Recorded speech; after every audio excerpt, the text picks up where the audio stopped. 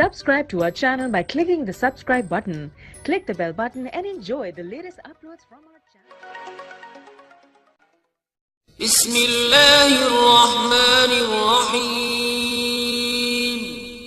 شروع اللہ کے نام سے جو بڑا مہربان نہایت رحم والا ہے. آج میں آپ کو ایسا وظیفہ بتانے جا رہا ہوں جس نے ایک فقیر کو دولت مند بنا دیا، اور اس نے مجھ سے یہ اظہار کیا کہ آپ یہ وظیفہ دوسرے میرے بہن بھائیوں کو بتائیں تاکہ وہ بھی اس سے فائدہ اٹھا سکیں. تو دوستو، یہ بہت ہی آسان وظیفہ ہے اور یا غفور اللہ پاک کی مبارک نام کا وظیفہ ہے.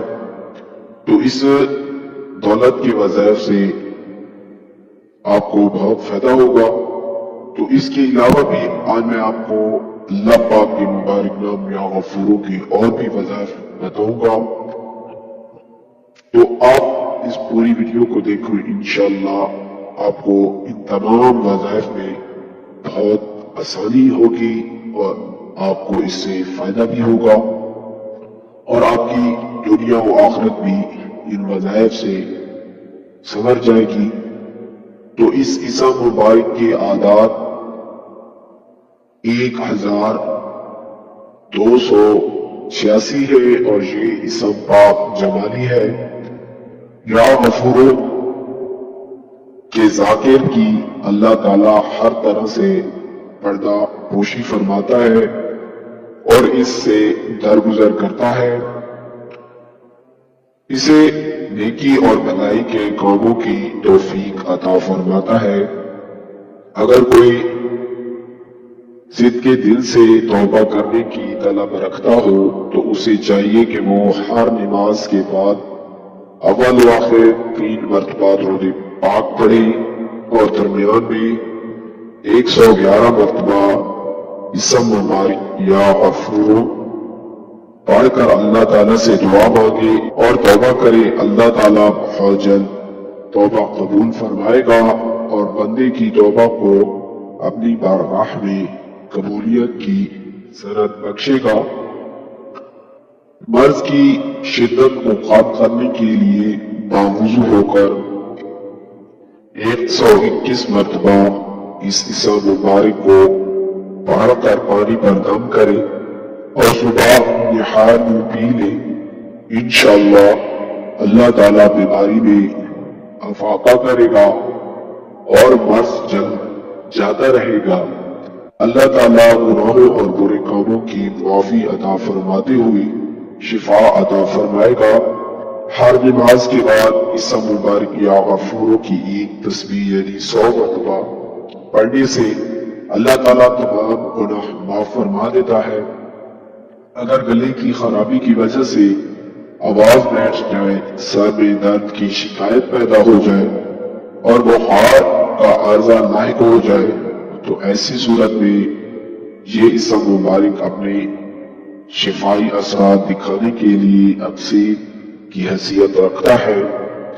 ایک صاف کاغذ پر 7 مرتبہ یہ اسم مبارک سبز روشنائی سے لکھے اور پانی میں گھول کر پی لیں تو انشاءاللہ شفا ہو جائے گی.